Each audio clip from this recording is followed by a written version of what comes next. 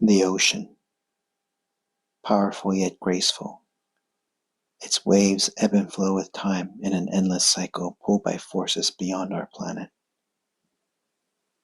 Hello, my name is Martin, and I have a lust for watches.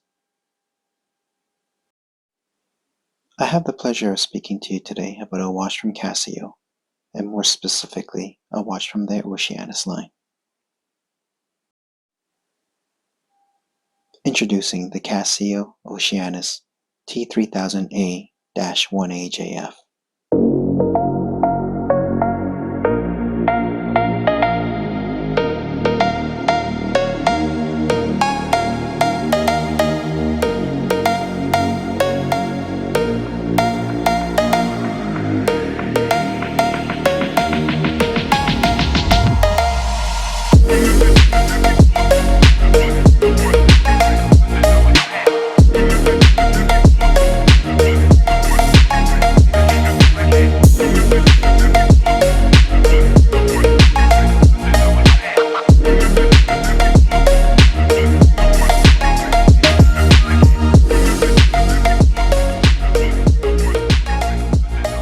The T3000 series of watches is a sports watch, and like all other Oceanus watches, it has these three staples: analog watch face, multiband 6, and sapphire crystal.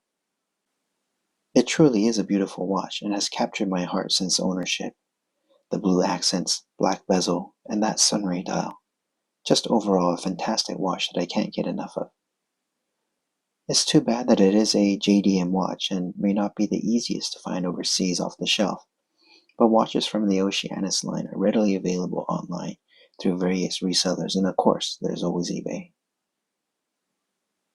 As always, we need to discuss history.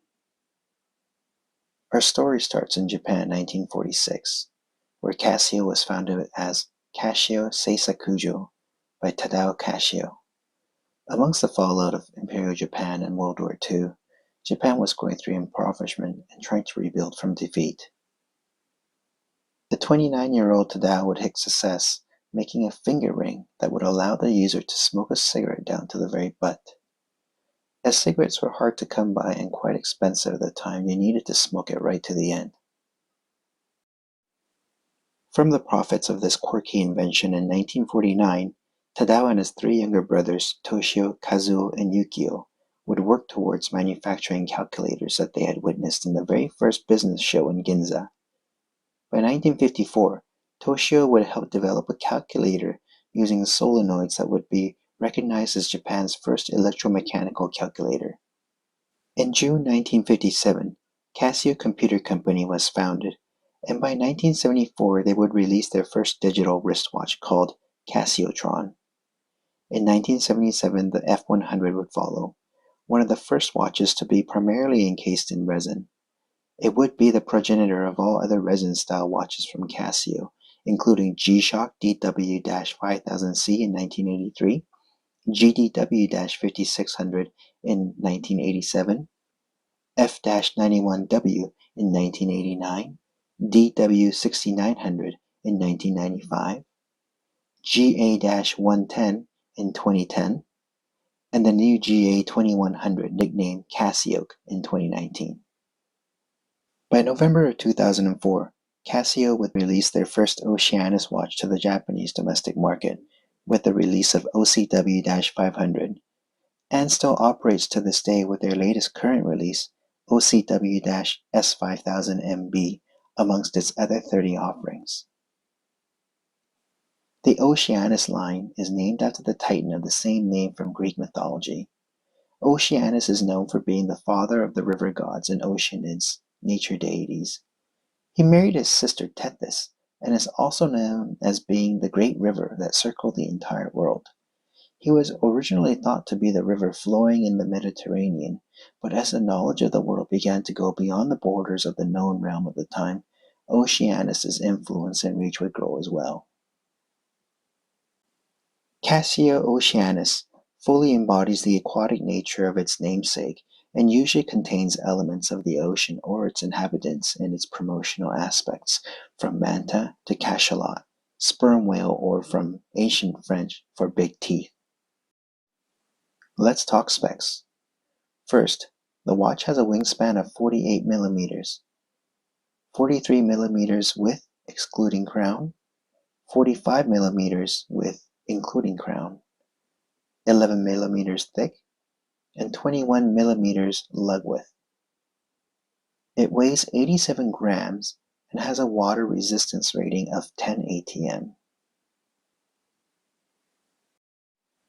A great set of dimensions, especially the depth at 11 millimeters, is a godsend for everyday wear as it melts onto your wrist, but it isn't so thin that you feel naked. The weight also helps in its stealth aspect, as the watch doesn't bounce around due to it being top heavy. And being wholly made out of titanium, there's a softness to the material that you just can't get from a steel watch. Don't get me wrong, I love my steel watches just like the next fellow lining up at the local Rolex AD. I'm kidding, I would never bother. But after wearing titanium on and off, it just makes me realize that I really love light watches. I can't do resonance so well, but the feeling of titanium never gets old. Steel can be sterile and cold, but there's a warmth to titanium that's unmatched, and the watch comes with a titanium carbide coating that helps it stay clear of scratches. Inside is a tough solar quartz movement, module number 5583.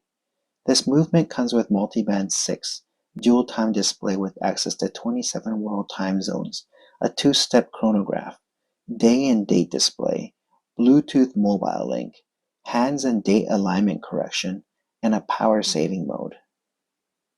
The watch comes with sapphire glassware and has double-sided anti-reflective coating. As for the lume, the watch uses Neo Bright and can be found on the hour and minute hands, plus each indice.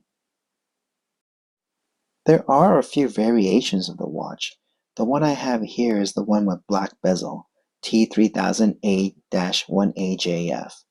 There is a silver bezel with the same dial, T3000-1AJF, and there's a blue dial with a silver bezel, T3000-2AJF. Then two others which are a little bit more obscure, a collaboration with Briefing, T3000BRE-1AJF, and a orange and blue metallic bezel, T3000C-2AJF.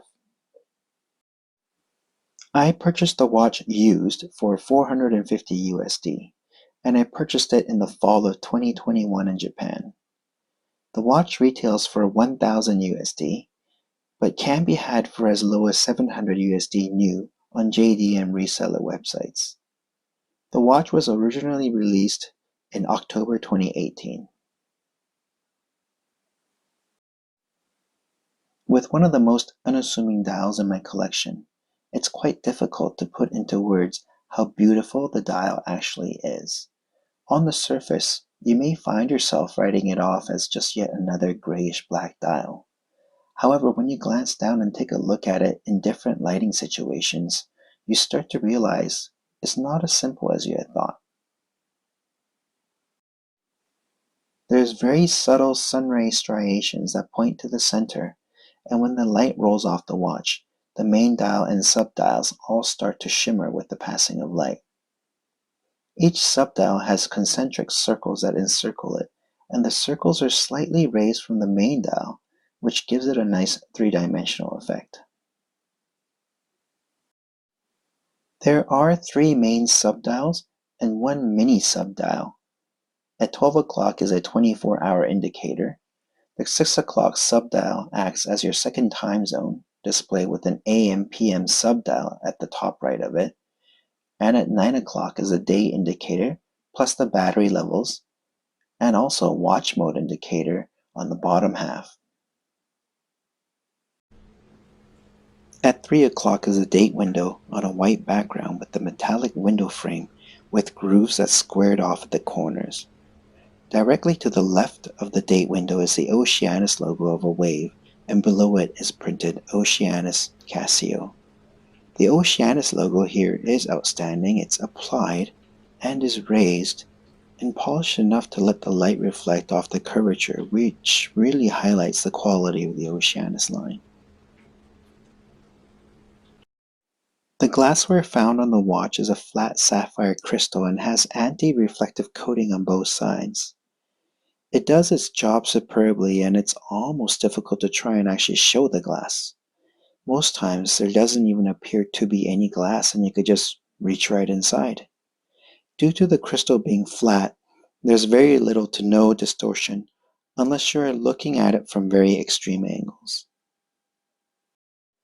I'm not particularly picky about the AR in watches, but this one does leave me impressed at how much you can do to push the envelope of technology into making something look almost invisible and elegant. There are small letters found on the outer edges of the dial near the chapter ring, between 3 o'clock to 5 o'clock, that are used to help tell you in multiband signal acquisition, and also to tell you if your watch is connected to the Bluetooth app. This section also sports a polished and round bevel strip of blue that runs right inside the chapter ring on the dial, adding to the blue color theme and giving the watch more visual interest. The chapter ring has indicators for the minutes, and the base of the indices rest upon it at every hour except 3 o'clock. Normally, I wouldn't speak just about indices at length, but on this watch I had to make an exception due to their impressive nature.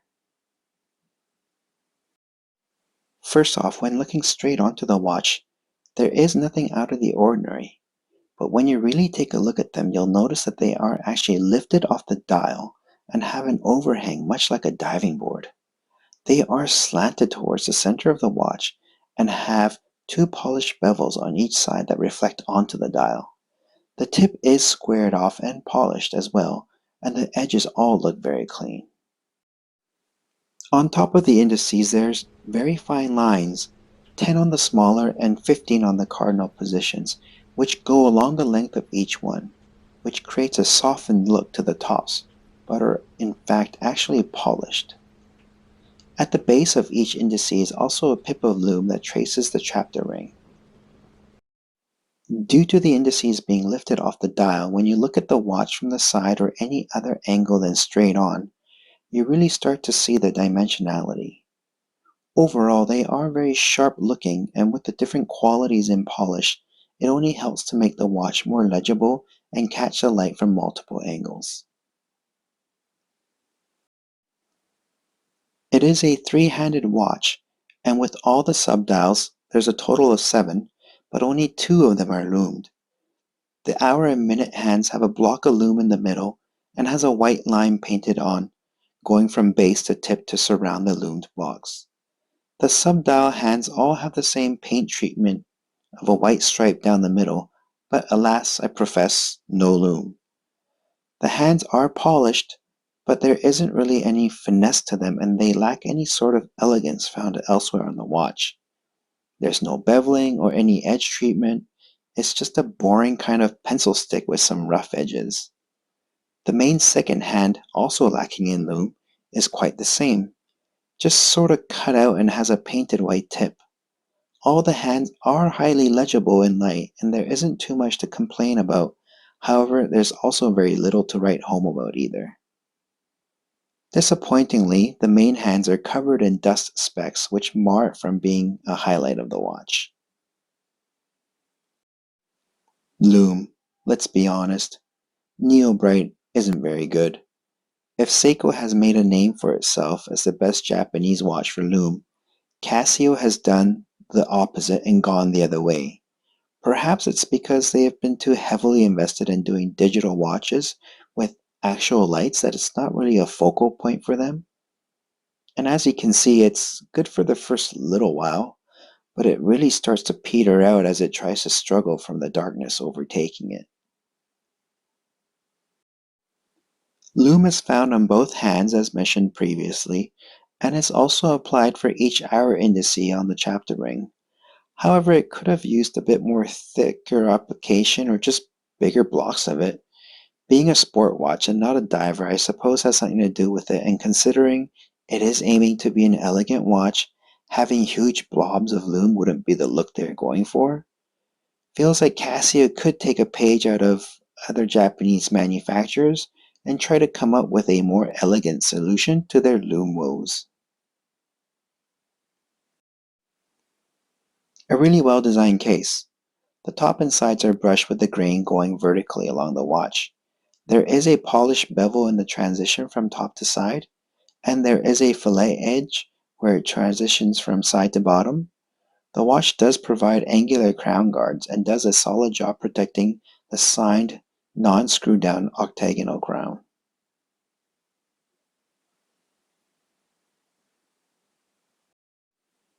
The Oceanus logo is engraved on the crown and has no grip to it, but due to its octagonal shape and not needing to be screwed down, it's easy to turn and operate. There are 3 pushers. At 2 o'clock, pusher A, 4 o'clock, pusher B, and 8 o'clock, pusher C. The pushers are polished on the sides and brushed on the side that matches the case finishing.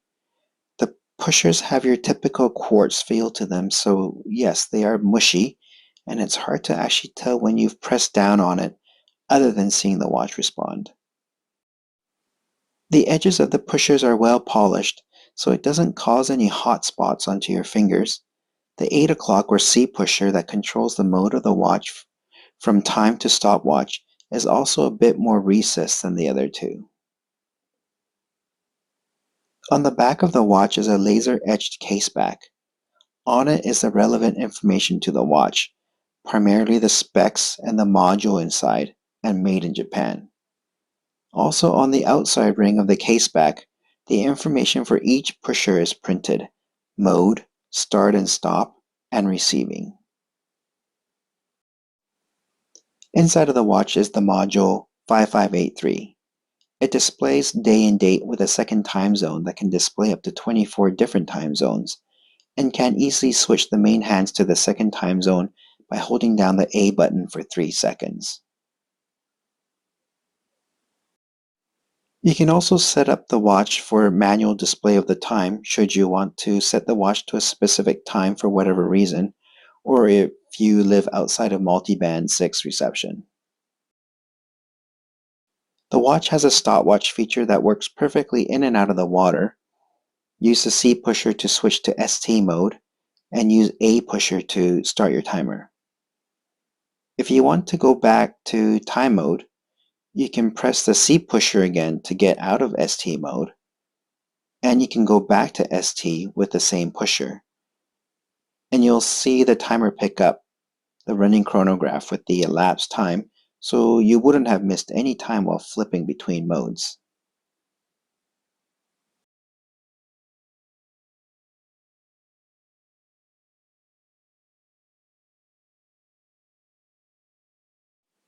To reset the timer, simply press the A pusher to stop the timer, and use pusher B to reset the timer. Every time you switch between ST and the time modes, the 9 o'clock subdial will point to either H for high, M for medium, or L for low. These are the 3 levels of battery life left in the movement. I've never seen anything but high or medium in my ownership, and only seen medium when I first got the watch, as it was in a box for a while, I suppose.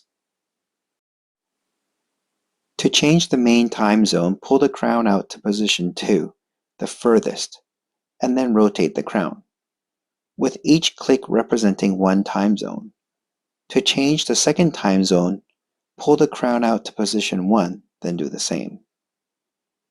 With each of these operations, the main second hand will point to the time zone offset from UTC to represent what time zone it's being set to. Mine are currently set to Tokyo, JST +9, and LA, PST -8. The bracelet on the watch is well crafted and is made from the same titanium as the rest of the watch. It's mostly brushed with a very faint shadow of a grain and has polished bevels on each link, making it catch the light with a turn of the wrist. It also has the same titanium carbide treatment that helps it protect it from scratches and journal abuse. My watch has collected some scratches so far, but in general, the bigger scratches were already on the watch when I purchased it used. The bracelet has a 3-fold clasp, and is a stereotypical 3-link style bracelet. It doesn't have any micro adjustment holes. However, it does come with on-the-fly adjustment, and that has 3 positions, giving you 2 millimeters of leeway with each position, so 6 millimeters in total. The bracelet does come off, and it is not integrated into the watch, unlike the Manta series. However, the lug spacing is not 20 millimeters, and is instead 21 millimeters, making it hard to use any of my other straps, which are all 20 millimeters in lug spacing. The pros. What can I say? It's a beautiful watch. The dial, the indices, the blue accents that are found both on the dial and right beneath the glass. It's a really subtle way of representing itself, but it does a standout job in making one feel like they have a piece of quality in hand. I especially love how the blue ring moves the light along with its reflective property, and it doesn't draw attention to itself all the time. Sometimes it will just sit there and not be very noticeable, and the next moment it will be bold and surprise you. The dual time display is a huge bonus for me. I have friends and family in different time zones, so being able to switch to see their time at a glance is a huge attraction for me. Also, one thing that really separates this from some others is the fact that there is a subdial to the subdial to help indicate AM or PM. I have difficulty in reading time on a 24-hour subdial, as perhaps I'm just not that used to it. And it doesn't help that most 24-hour subdials are so small that it's not easy to tell what hour you are at exactly. With the multiband 6 signal, it's truly a set and forget type of watch. Also, if you just happen to live outside of multiband 6 lookup, then the watch does an average monthly difference of plus or minus 15 seconds. And in actuality, I wouldn't be surprised if it did that in a year. Having solar-powered watches also makes you realize what a pain it is to have to set your mechanical watches when you go to pick them up. I don't own and probably will never own an automatic winder, so with more than enough watches in constant rotation, there's always a lot of watches that need to be set before wearing them. This doesn't mean that you never have to get the watch serviced, but it isn't too uncommon to hear of some solar watches having already reached 20 plus years of use without any service. The chronograph, though it does require a 2-pusher activation, is easy enough to engage, and it does help that it could track up to 24 hours, but I rarely need to time anything past 15 minutes. The sizing of the watch is a really big bonus. The width is just right, not too wide, not too small. The thickness as well. It's not so thin that it's like wearing a swatch, but it's not so tall that you can't slide it underneath a cuff or jacket. The S5000, a more expensive Oceanus offering, has a thickness of 9.5 millimeters, and when I had tried it in store, it was just way too thin, and I felt like I wasn't really wearing a watch, but instead a thin wafer. The T3000 has just the right thickness to make you feel like you are still wearing a watch, and coupled with the weight-saving titanium material, it's just a real gem across multiple facets. Overall, the legibility of the watch is excellent. The grayish dark dial with the polished indices and white painted hands really elevate this watch to the realm of high contrast. The case finishing is well done, and it is muted enough not to draw too much attention, and has polished surfaces at just the right areas to help you appreciate a beauty of a watch that is oftentimes overlooked. I am aware that it is reported that these Oceanus cases are finished from the same place that they do the Zaratsu finishes on the Grand Seikos. Well, I really don't know for sure, and to be honest, I don't really care because I feel like that's just all marketing mumbo jumbo. Regardless of what it's called or who it's done by, it is a good finished case, and Grand Seiko and Casio Oceanus both do a fine job. For the cons, it won't be the last watch, and it certainly isn't the first. But the Lume. Why is it so weak?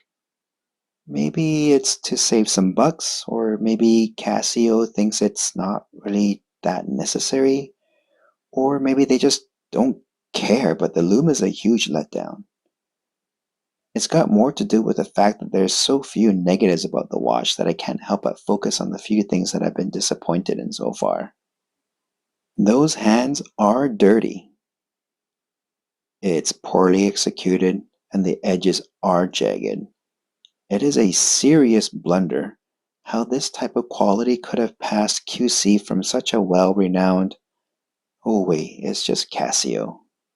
If those hands were in a cheaper G-Shock or some of their resin-style watches, which cost 100 USD or so, I could totally let it go. But this watch retails for 1,000 US dollars, and you simply can't put in a pair of dirty hands into an otherwise exceptional watch like this. This is totally criminal and downgrades the watch from being my favorite watch in my collection to the second favorite. Other than these, I can't really think of anything else. I can't stress enough how awesome this watch is. Would I ever repeat this purchase should I lose or break the watch beyond repair? I won't need to say much here other than yes, I absolutely would, and would buy this exact same model and colorway. I love the blue elements coupled with the grayish black sunray dial. The features on this watch are absolutely top notch, and I would sorely miss the watch from my collection if I were ever to lose or break it. I would look to replace it with the exact same watch as soon as possible, even paying a premium should I need to. Thank you for listening to me ramble on about this little treasure. I'd know when I laid eyes upon it how special the watch would be even before I got my grubby hands on it. However, after having used it for a year and a half, I couldn't have imagined how much there is to the watch. It is the perfect watch for the money, especially if you can purchase it secondhand. It delivers so much quality and usability that you'll not want to put it down, and will probably accompany you on all your trips over multiple time zones. Not being too blingy, it doesn't draw too much attention to itself, and after all, should anyone ever ask, you can always say it's just a cheap Casio. Thank you for watching to the end, and let me know in the comments what you think of the watch. If you like this video and would like to see more, you know what to do. Until next time, keep it real. Bye bye.